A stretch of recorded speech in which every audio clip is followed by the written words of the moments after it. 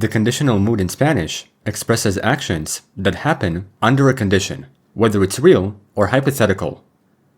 It's called a conditional because the action depends on something else, and in English, we often use would, could, or should to express conditionals. In Spanish, there are three types, made from an if clause, the condition, and a main clause, the result. The Spanish word for if is si, without an accent, and it's used a lot in the mood. In general, Spanish conditionals follow a structured system that has three levels: real, hypothetical, and impossible conditions. In this video, we'll see every type, along with how to form verbs in each conditional. Let's begin with conditional type 1, which is used for real conditions. This type talks about real possibilities, general truths, and future situations that can happen. The pattern has a condition in the present tense, making the result be in the present or future. To understand how to conjugate verbs in these tenses, previous Spanish videos thoroughly explain that.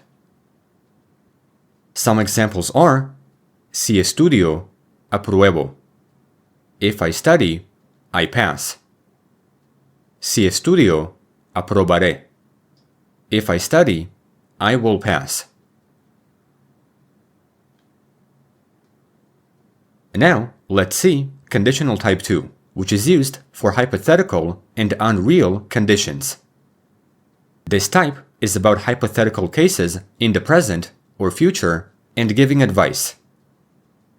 However, this pattern requires a condition in the imperfect subjunctive and the result in the conditional.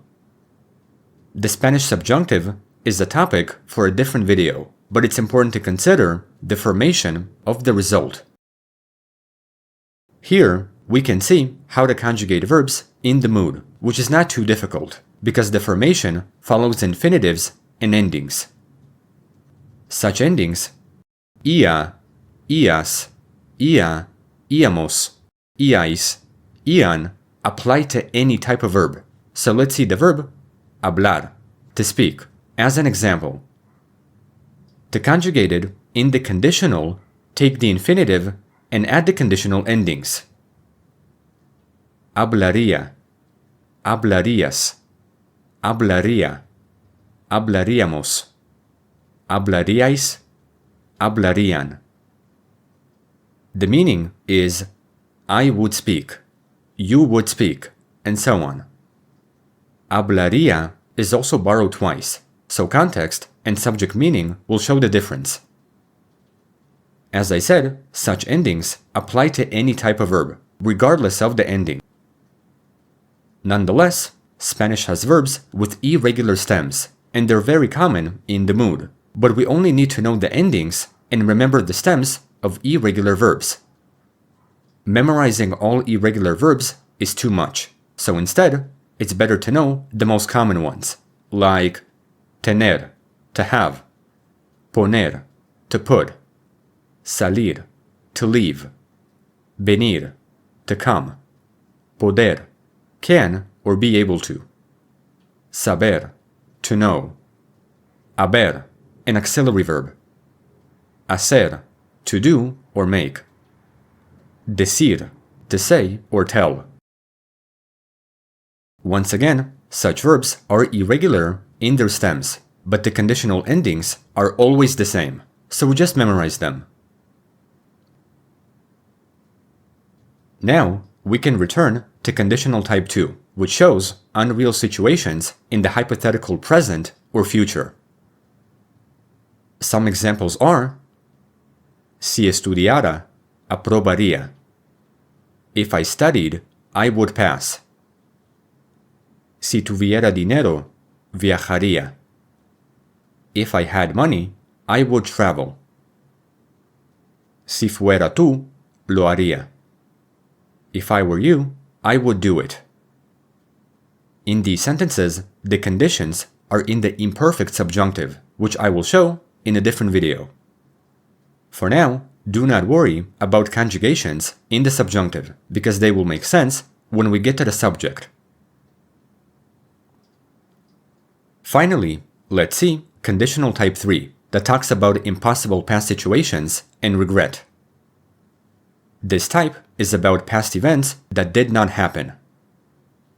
The pattern of this type follows a condition in the past perfect subjunctive, making the result in the conditional perfect. Again, do not worry about subjunctive conjugations for now, because they will make sense later. Here, the conditional perfect is formed with the auxiliary verb haber and a past participle. Previous Spanish videos thoroughly show how to make participles, but in conditional type 3, haber is conjugated in the conditional. As we've seen from common irregular verbs, haber is irregular in this mood, but it still follows the same endings. So, conjugations in the conditional perfect are habría, habrías, habría, habríamos, habríais, habrían. The meaning of the words is I would have, you would have, and so on, followed by a past participle. Now, let's see some examples in conditional type 3, and once again, do not worry about the subjunctive. Si hubiera estudiado, habría aprobado. If I had studied, I would have passed. Si hubieras venido, te habría visto. If you had come, I would have seen you. So, this is how the conditional mood and if clauses work in Spanish.